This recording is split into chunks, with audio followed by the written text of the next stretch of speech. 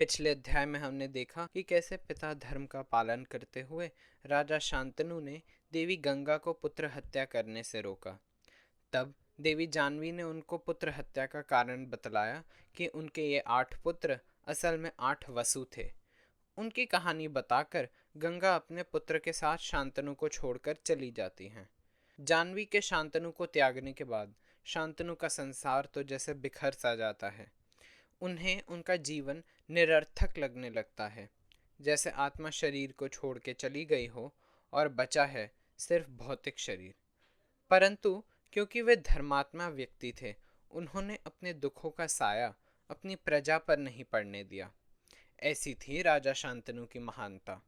क्योंकि अगर राजा ही पथभ्रष्ट हो जाए तो फिर प्रजा अनाथ हो ही जाएगी, क्योंकि उनके रक्षक और उनके पिता समान होते हैं राजा। अपने इसी कर्तव्य का पालन किया शांतनु ने। इसीलिए मैं कहता हूँ कि उन्हें मेरा ज्ञान प्राप्त था। उनकी प्रजा उनकी निष्ठा से बहुत खुश थी, इसीलिए उन्होंने सोचा कि उन्हें भी अपने राजा की तरह धर्मात्मा बनना चाहिए। और जैसा कि कहते हैं, यथा राजा तथा प्रजा, यानी जैसा राजा वैसी प्रजा। प्रजावासी भी मेरे पथ पर चलने लग गए। ना वे झूठ बोलते, ना वे किसी को दुख पहुंचाते, ना वे किसी के साथ छल करते। सब अपने अपने धर्म का पालन करते। यूं ही 36 वर्ष एक ब्रह्मचारी की तरह राज करने के बाद एक दिन राजा शांतनु एक हिंसक पशु का वध करने के लिए उसका पीछा कर रहे थे। उसका पीछा करते करते वे गंगा नदी के किनारे आ पहुंचे, जहां आकर उनके मन ने गंगा को याद किया। पर उन्होंने देखा कि गंगा में बहुत थोड़ा जल रह गया है, जिसे देखकर उन्हें बहुत अचंभा हुआ कि गंगा तो बहुत तेज गति से बहने वाली नदी है और सदा पानी से भरी रहती है, तो आज नदी में जल का स्तर इतना कैसे गिर गया। तब उन्होंने देखा कि एक युवक दिव्यास्त्रों का अभ्यास कर रहा है और उसने अपने अस्त्रों के बल से गंगा के जल को रोक लिया। उस युवक के इस कार्य को देखकर राजर्षि शांतनु आश्चर्यचकित रह गए और तभी वह युवक खेल खेल में गायब हो जाता है। इस पर राजा शांतनु को यह संदेह हुआ कि कदाचित यह युवक उसका पुत्र होगा, जिसे गंगा ने शिक्षा देने का वचन दिया था। पर क्योंकि इस बात को कई वर्ष बीत चुके थे, वो यकीन से ये कह नहीं सकते थे। इसीलिए उन्होंने गंगा से विनती करी कि वो उन्हें उनके पुत्र से मिलाए। तभी नदी के बीच में से देवी भागीरथी और वही युवक प्रकट हुए। देवी गंगा का सौंदर्य इतना अनुपम था कि राजा शांतनु एक पल को पहचान ही ना पाए कि वह स्त्री उनकी ही पत्नी है। तब उनका मोह भंग करते हुए देवी ने कहा, राजन, जिस युवक ने मेरी छाती भेदी है वह युवक और कोई नहीं, आपकी और मेरी संतान गांगेय है। हे कुरुश्रेष्ठ, मैंने अपना वचन पूर्ण किया। इस बालक को न केवल अस्त्रों शस्त्रों का ज्ञान है, इसे शास्त्र, धर्म, राजनीति और अलग अलग विज्ञानों का भी ज्ञान प्राप्त है। इस एक बालक में जितना ज्ञान समाया जा सकता है उतना इसमें समाया जा चुका है। इसके गुरु रह चुके हैं ऋषि वशिष्ठ, ऋषि शुक्राचार्य, देवगुरु बृहस्पति और जमदग्नि नंदन परशुराम। आप इसे हस्तिनापुर ले जाए महाराज, ये आपका योग्य उत्तराधिकारी है। अब मैं आपकी अमानत आपको सौंपती हूँ। ऐसा कह देवी गंगा अंतर ध्यान हो जाती हैं और फिर शांतनु अपने पुत्र संग अपनी राजधानी हस्तिनापुर लौट जाते हैं। जब वो हस्तिनापुर पहुंचते हैं तब नगरवासी और राज दरबारी गंगा पुत्र के तेज को देखकर आवाक रह जाते हैं। उनका तेज मानो सूर्य देव के समान हो। जब राजा शांतनु ने गांगेय को युवराज पद पर अभिषिक्त किया तब राजपुरोहितों ने इसका विरोध किया, परंतु गंगा के उस महान पुत्र ने अपने गुण एवं ज्ञान से सबके मन को जीत लिया और यह सिद्ध कर दिया कि वही हस्तिनापुर के योग्य युवराज हैं। और इस प्रकार बड़े आनंद से 4 वर्ष और बीते। फिर भाग्य ने अपना खेल रचा। एक दिन राजर्षि शांतनु यमुना नदी के किनारे पर आए हुए थे। वहां एक वन था जिसमें राजा विचरण कर रहे थे। विचरण करते समय उन्हें एक अद्भुत सुगंध का अनुभव हुआ। तब उस दिव्य सुगंध का पीछा करते हुए शांतनु को मल्लाहों की कन्या दिखाई पड़ी। मल्लाह वो होते थे जो नाव चलाकर लोगों को नदी के दूसरे ओर पहुंचाते थे। उस कन्या का रूप किसी देवी के समान था। उसे देखकर शांतनु ने उससे कहा, हे कल्याणी, तुम किसकी पुत्री हो, कौन हो और इस गंभीर वन में क्या कर रही हो?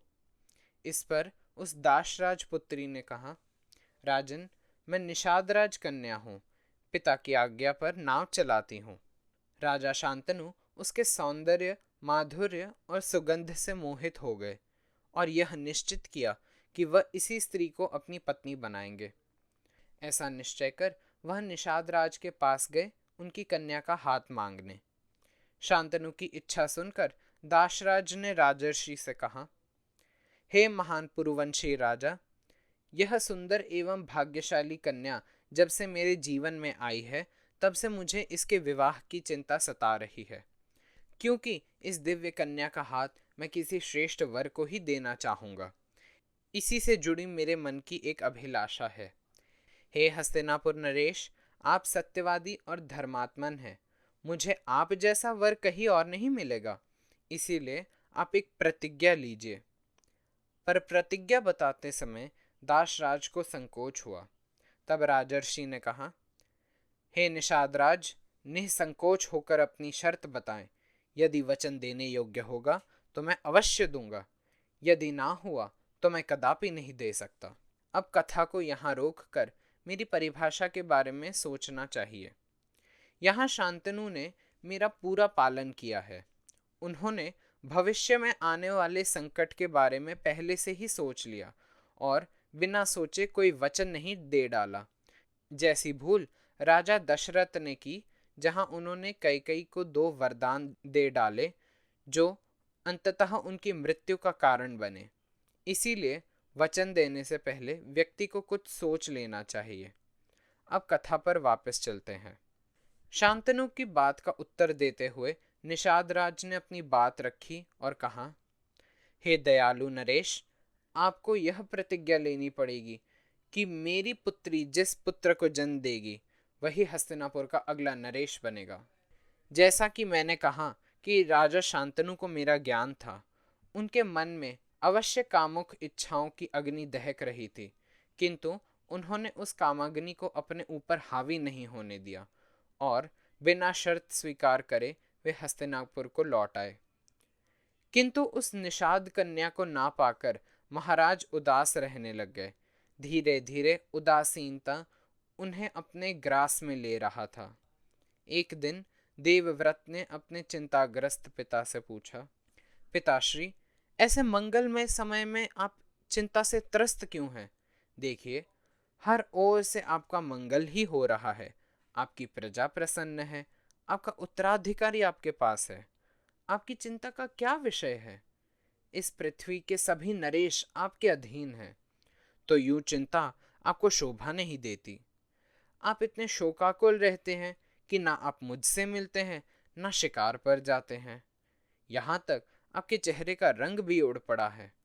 कृपा कर अपनी चिंता का कारण बतलाएं कि मैं अभी के अभी उसे दूर कर दूं। मैं आपकी इस व्यग्रता का उपचार करूंगा। इस पर शांतनु ने कहा, पुत्र, इसमें कोई दो राय नहीं कि चिंता ने मुझे त्रस्त किया हुआ है। मैं तुम्हें अपनी चिंता का कारण बतलाता हूँ। तो सुनो हस्तिनापुर के भावी महाराज, तुम मेरे इकलौते वंशधर हो, तुम भी मेरे ही अंश हो, इसीलिए मेरी तरह तुम भी सदा प्रजा की रक्षा के कार्य में शस्त्र लिए जुटे रहते हो। यह देखकर मैं बहुत चिंतित रहता हूँ। यदि किसी दिन तुम्हारे जीवन पर कोई संकट आ जाए तो कुरुवंश वही समाप्त हो जाएगा।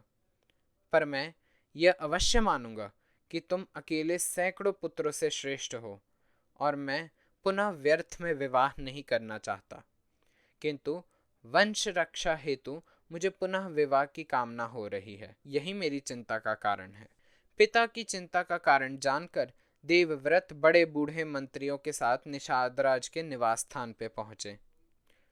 अब इससे पहले हम आगे बढ़े, हमें जान लेना चाहिए यही वो पल था जहां राजा ने काम को धर्म के ऊपर रखा और मेरा उल्लंघन कर दिया। देवव्रत से उत्तम और योग्य युवराज कोई हो ही नहीं सकता था। अब राजा शांतनु ने धर्म का उल्लंघन कैसे किया? उन्होंने देवव्रत को अपनी चिंता का असल कारण बता दिया, यह जानते हुए कि यदि वो इस बारे में जान जाता है तो अवश्य पिता के लिए अपने युवराज पद का त्याग कर देगा। उन्होंने किसी के जन्म को किसी के कर्म से बड़ा मान लिया, और जो अभी जन्मा ही ना हो उसका कैसा कर्म। यहाँ पर शांतनु स्वार्थी हो जाते हैं। अतः राज्य को एक उत्तम युवराज से वंचित कर महाराज शांतनु ने राजधर्म का उल्लंघन किया है। अब हम उस जगह पहुंचते हैं जहां देवव्रत का एक नया जन्म होने वाला है। राज्य कर्मचारियों से उसे पता चला कि उसके पिता दाशराज कन्या सत्यवती से विवाह करना चाहते हैं। अतः वह बड़े बूढ़े मंत्रियों को लेकर निषाद राज के निवास स्थान पर पहुंच जाते हैं। वहां पहुंचकर देवव्रत ने सत्यवती का हाथ अपने पिता के लिए मांगा, किंतु दाशराज ने कहा, हे युवराज, पहले मुझे आपका आदर सत्कार तो कर लेने दीजिए। और उन्होंने फिर उनका खूब आदर सत्कार किया, जिसके बाद उन्होंने सबके सामने अपनी शर्त के बारे में बताते हुए कहा, हे श्रेष्ठ युवराज, यदि महाराज मेरी पुत्री सत्यवती से विवाह करने के इच्छुक हैं, तब उन्हें यह वचन देना होगा कि मेरी पुत्री जिस संतान को जन्म देगी वही हस्तिनापुर राज्य को राज करेगा। इसके बाद दाशराज ने आगे कहते हुए कहा, हे युवराज, यह कन्या मेरे पास किसी की धरोहर है। यह कन्या आपके ही जैसे किसी वीर राजा की पुत्री है। उन्होंने कई बार मुझसे यही कहा कि उनकी बेटी का ब्याह राजा शांतनु से ही करवाऊं। मैंने उन्हें वचन दे दिया है, किंतु इसका पालन पोषण करने के कारण यह मेरी भी पुत्री के समान है। इसीलिए पिता होने के कारण मैं अपनी कन्या का भला ही सोच रहा हूँ, और इसके विवाह में केवल एक ही दोष है कि यह जिस पुत्र को जन्म देगी उसका शत्रु अजेय है। जिसका शत्रु आप जैसा हो उसकी मृत्यु तो निश्चित है।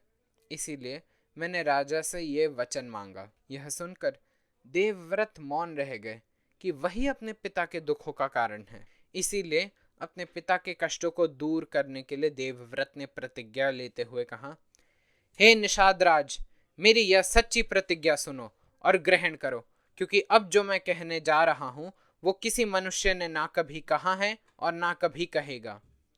मैं ये प्रतिज्ञा लेता हूं कि माता सत्यवती का पुत्र ही बनेगा हस्तिनापुर का अगला नरेश। मैं राज सिंहासन का त्याग करता हूं।